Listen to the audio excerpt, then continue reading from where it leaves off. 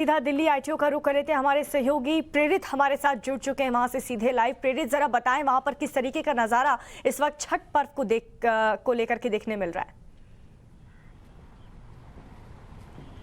जी बिल्कुल, इस वक्त मैं अक्षरधाम के पास पांडव नगर के पास मौजूद हूं, जहां पर वैकल्पिक तौर पर छठ घाट की व्यवस्था की गई है, क्योंकि डीडीएमए ने छठ को लेकर के अलाउ नहीं किया है कि जो वो यमुना किनारे अब छठ कर सके। इसको लेकर के वैकल्पिक, क्योंकि बहुत बड़ी आस्था का विषय है और ये जो है महाआस्था का पर्व है। मैं आपको दिखाना चाहूँगा कि पहले देखिए किस तरीके से यहाँ पर घाट को लेकर के वैकल्पिक आयोजन किया गया है, व्यवस्था की गई है। देखिए ये छोटे छोटे जो तालाब नुमा यहाँ पे बनाए गए, गड्ढे बनाए गए, जहाँ पर अभी फिलहाल जो है शुद्ध पानी डाला जा रहा है और उसके बाद यहाँ पर थोड़ी देर बाद जो है वो छठ व्रती यहाँ पहुंचेंगे और अपने लोक आस्था जो है वो उसका पर्व को वो करते हुए वो भगवान सूर्य को वो अर्घ देंगे। देखिए किस तरीके से यहाँ पे कुछ आयोजक उनसे बातचीत भी करते हैं। ये बताइए कि ये जो कितने लोगों के लिए व्यवस्था कर रहे हैं आप यहाँ पे? ये करीब 200 छठ व्रतियों के लिए पूजा की ये व्यवस्था हुई है और 200 लोग परिवार यहाँ पे पूजा करेगा। तो ये बताइए कि डीडीएमए ने अलाउ नहीं किया है कोरोना प्रोटोकॉल्स को लेकर के, तो आप यहाँ पर कोरोना के नियम का किस तरीके से पालन करा रहे हैं? कोरोना के सभी नियमों का पालन, जो भी हमें गाइडलाइन मिली है उसके सभी गाइडलाइनों का हम सभी पालन करेंगे। जिस तरीके से कि आप देख सकते हैं कि डिस्टेंस के लिए भी हमने पूरी व्यवस्था रखी हुई है, सैनिटाइजर मास्क का उपयोग करें सभी लोग के लिए, हमने पूरी व्यवस्था रखी अपनी समिति की तरफ से।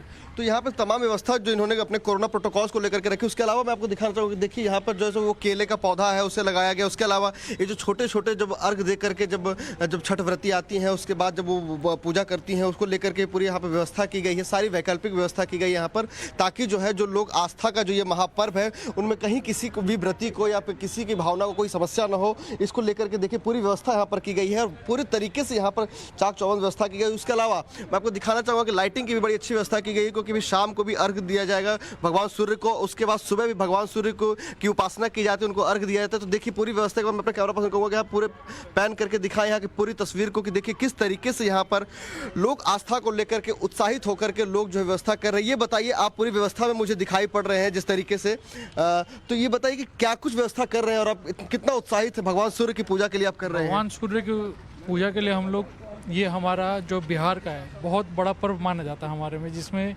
औरतें 3 दिन का कठिन व्रत रख के ये पूजा करती हैं। इसके लिए हम काफ़ी उत्साहित हैं। जो भी व्रत औरतें हैं उनके लिए हमने ये सारी व्यवस्था की है, ताकि उनको कोई यहाँ पे किसी चीज़ की दिक्कत ना हो, किसी चीज़ की कमी ना हो, इसीलिए हम उस चीज़ में देखिए जो लोग होते हैं वो सभी पूरे साल इंतज़ार कर रहे होते हैं कि किस तरीके से वो छठ का वो महीना आए, छठ का समय आए, कि भगवान सूर्य की हम लोग एक बार फिर से उपासना करें। और वो जो 3 से 4 दिन का जो समय होता है वो पूरा उत्साहित होकर के हम लोग यहाँ जुटे रहते हैं। उसके अलावा वो अंतर शुद्धिकरण हो या फिर वायु शुद्धिकरण हो, लोग बढ़ चढ़ करके उसमें भागीदारी निभाते हैं और भगवान सूर्य की उपासना करते हैं, जिसके जरिए 2 महत्वपूर्ण संदेश छुपे होते हैं। कि पहला दिन जो है वो भगवान सूर्य को, डूबते सूर्य को अर्घ दिया जाता है, उनकी उपासना की जाती है, और अगले दिन उगते हुए सूर्य की उपासना की जाती है। यानी कि यह भी एक संदेश दिया जाता है कि जो आज डूब रहा है वो कल जरूर उगेगा, और इस तरीके से जो है एक संदेश भी दिया जाता है दार्शनिक तौर पर। उसके अलावा लोग जो है भगवान सूर्य की उपासना करते हैं, जो कहीं ना कहीं एक प्रकृति की भी पूजा होती है। और यह जो लोक आस्था का जो पर्व है, यह पूर्वांचल बिहार और उत्तर प्रदेश से उठ करके आज पूरे विश्व में जो है लोग बढ़ चढ़ के उत्साह के साथ लोक आस्था का पर्व मना रहे हैं। बिल्कुल प्रेरित, और साथ ही कोरोना का खतरा अभी टला नहीं है, तो इसको लेकर के वहां पर क्या गाइडलाइंस जारी की गई हैं, क्या सावधानी वहां पर ख्याल रखा जा रहा है? जी बिल्कुल, मैं आपको बताना चाहूँगा कि देखिए कोरोना का खतरा वाकई में भी नहीं टला। इसी को लेकर के डीडीएमए ने अभी तक अलाउ नहीं किया था कि जो छठ के घाट है कि वहाँ पर इस तरह के छठ के व्रती वहाँ पहुँचे। लेकिन यहाँ पर जो वैकल्पिक तौर पर जो है व्यवस्था की गई, जैसा कि हमारे यहाँ के आयोजकों से भी बातचीत हुई, उन्होंने भी हमें बताया है कि यहाँ पर कोरोना प्रोटोकॉल्स को लेकर के, चाहे वो सोशल डिस्टेंसिंग का पालन हो या फिर जो मास्क का पालन करना हो या फिर सैनिटाइजर की व्यवस्था, वो तमाम व्यवस्था यहाँ पर की गई है। उसके अलावा और भी व्यवस्था की जा रही है। यहाँ पर जो लोकल स्तर पर वॉलंटियर्स है वो व्यवस्था कर रहे हैं। उसके अलावा मैं आपको दिखाना चाहूँगा कि यहाँ पर कुछ जो है वो जो सिविल डिफेंस के जो लोग हैं वो भी यहाँ पे हैं, ताकि यहाँ पर किसी भी तरीके से भीड़ भाड़ की स्थिति न बने। उसके अलावा वो जो तमाम जो कोरोना प्रोटोकॉल्स के जो है, उसके अलावा जो कोरोना को लेकर के जो नियम बनाए गए उसके पालन करने को लेकर के उसकी भी पूरी व्यवस्था की गई। यानी कि आस्था के साथ साथ जो है कोरोना को लेकर के भी हमारे भीतर जागरूकता रहे। जो लोग यहाँ मौजूद रहेंगे वो अपनी लोक आस्था पर्व में जरूर अपनी भागीदारी निभाए, जरूर वो उत्साहित होकर के वो जो है सो भगवान सूर्य की पूजा करें, लेकिन साथ ही साथ जो कोरोना के जो नियम है उसका भी पालन करें, क्योंकि कोरोना का खतरा अभी टला नहीं है। बिल्कुल सही कहा प्रेरित। आपने। आप बने रहिए प्रेरित हमारे साथ, लगातार जानकारी आपसे लेते रहेंगे। लेकिन एक तरफ तो पटना में गंगा नदी के किनारे श्रद्धालुओं के जुटने का सिलसिला जारी है, तो इधर दिल्ली में छठ व्रतियों के यमुना घाट पर जाकर के पूजा करने पर रोक लगा दी गई है। प्रशासन ने लोगों को घाटों पर जाने से रोकने का इंतजाम किया है। अलग अलग जगह सुरक्षा बल तैनात कर दिए हैं जो कि लोगों को घाट पर जाने से रोक रहे हैं। प्रेरित, यमुना घाट पर व्रतियों को जाने से रोक दिया गया है, अगर वो वहां नहीं जाएंगी तो पूजा पाठ आखिर कहां करेंगी?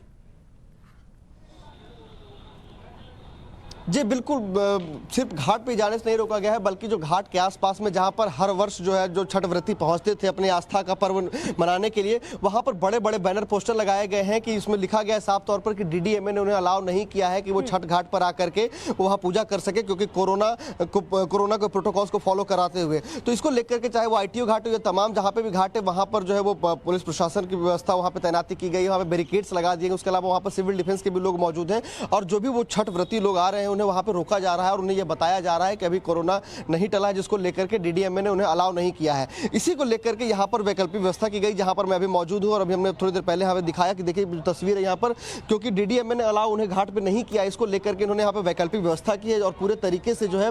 लेकिन जितने जो यहाँ पे श्रद्धालु हैं सिर्फ राजधानी दिल्ली के अंदर जितनी संख्या में है, वो कि इन वैकल्पिक जगहों से भी वो पूर्ति नहीं की जा सकती, जिनको और साथ ही साथ लोगों का यह उत्साह होता है क्योंकि जो यमुना है वो यमुना का जो है सो पौराणिक ग्रंथों में बड़ा महत्व बताया गया है। तो लोग चाहते थे कि जब वो भगवान सूर्य की उपासना करे तो वो यमुना के तट पे करे, ताकि जो है वो भगवान सूर्य की उपासना के साथ साथ जो उसकी यमुना की जो महत्ता बताई गई है उस महत्ता को भी वो उस वक्त का आनंद ले, उस वक्त को वो जिए। लेकिन डीडीएमए ने उन्हें अलाउ नहीं किया है, इसको लेकर के उन्हें अभी वहाँ पे जो लोकल जो पुलिस प्रशासन की टीम है वो उन्हें अलाउ नहीं कर रही कि घाट पर जाएं। बिल्कुल प्रेरित, पहले से ही तैयारियां कर लेनी चाहिए थी प्रशासन को, जबकि पता था अगर छठे। बहुत बहुत शुक्रिया आपका। लेकिन दिल्ली में प्रदूषित यमुना को पहले तो साफ करने की कोशिश की गई, लेकिन एक बार फिर से घाटों पर लोगों के जाने पर प्रशासन ने रोक लगा दी, जिसके बाद से बीजेपी ने मोर्चा खोल दिया है। और बीजेपी सांसद परवेश शर्मा कार्यकर्ताओं के साथ यमुना किनारे पहुंचे। मौके से जायजा लिया संवाददाता अमित गौतम ने। छठ पूजा को लेकर दिल्ली सरकार ने यमुना नदी के किनारे जो छठ पूजा थी उस पर रोक लगा दी घाटों पर। इस वक्त बात करने के लिए हमारे साथ मौजूद है और दिल्ली के सांसद प्रवेश वर्मा। सर, दिल्ली सरकार ने रोक लगाई थी, आप इसको आमंत्रित कर रहे हैं, खोल रहे हैं, ऐसा क्यों? दिल्ली सरकार ने रोक इसलिए लगाई क्योंकि उनको ये यमुना की हकीकत ना दिखाई दे। दिल्ली के लाखों लोग इस स्थान पर, आप अगर पीछे देखा होगा तो हर छठ के दिन यहाँ पे लाखों लोगों का जमावड़ा होता है। लोग अपना पूजा करने आते हैं और सामने यमुना का दृश्य होता है। तो केजरीवाल ने कहा कि यहाँ पर कोई छठ पूजा की परमिशन इसलिए नहीं देंगे, उनके दिमाग में ये रहा होगा कि सबको उनकी असलियत दिखाई दे जाएगी कि यमुना कितनी मैली है। हमने ये साफ पानी की व्यवस्था करी है कि यहाँ पे साफ पानी में लोगों को माँ बहनें अपना व्रत जो उन्होंने रखा है यहाँ पे आराम से पूजा कर सके, इसके लिए हम यहाँ पे व्यवस्था कर रहे हैं। अच्छा सर, एक आम आदमी पार्टी लगातार कह रही है कि एमसीडी जो है जो उसने बता रही कि दिल्ली के अंदर उसने करीब 800 घाट बनाए हैं पूजा छठ पूजा को लेकर, लेकिन एमसीडी वो बनाने के लिए मना कर रही है, वो नहीं बना रही है। और दूसरी तरफ उन्होंने बोला था कि ये यमुना किनारे हम इसलिए उस पर बैन लगा रहे हैं क्योंकि इस वक्त जो हालात हैं दिल्ली के अंदर प्रदूषण के, और उसकी वजह से यमुना पर है, जिससे लोगों को काफी परेशानी ना हो। तो इस पर आप क्या कहेंगे? देखिए, एमसीडी परमिशन नहीं दे रही, ये सरासर झूठ है। क्योंकि दिल्ली में जहां पर भी पूजा हो रही है, या तो वो एमसीडी के स्थानों पर हो रही है या वो डीडीए के स्थानों पर हो रही है।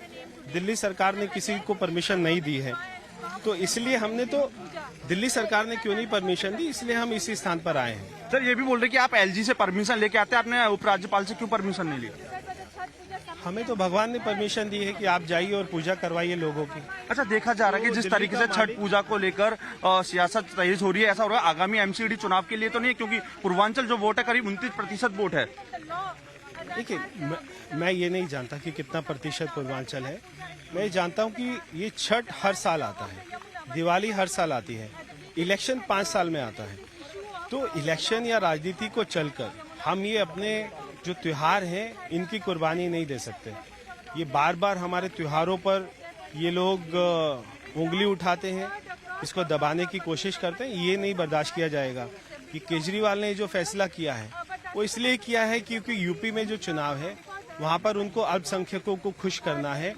अगर हिंदुओं के त्योहारों को वो दबाएगा तो वहाँ पे अल्पसंख्यक उनसे खुश होते हैं, इसलिए वो ये उसकी साजिश है। तो आप सर आमंत्रित करेंगे लोगों को यहाँ आने के लिए, जिस तरह से सरकार ने बैन कर रखा है? मैं बिल्कुल mirror now Times Now Bharat Times Now Navbharat के माध्यम से मैं पूरे दिल्ली के हमारी जो माँ बहनें जो व्रती हैं सबको कहना चाहूँगा कि आप आइए यहाँ पर और बहुत ही सम्मान के साथ, बहुत ही सुरक्षा के साथ आपका ध्यान रखते हुए आपकी यहाँ पे पूजा कराई जाएगी। देखिए, हमारे साथ बात करने के लिए मौजूद है दिल्ली के सांसद प्रवेश वर्मा, जिनका कहना है कि सरकार ने तो बैन लगा दिया लेकिन छठ पूजा के लिए वो यहाँ पर साफ सफाई और जिस तरीके से आप देख भी सकते हैं कि यहाँ पर साफ पानी के द्वारा छठ पूजा की पूरे इंतजाम किए जा रहे हैं। कैमरामैन मनोज के साथ अमित गौतम, टाइम्स नाउ भारत, नई दिल्ली।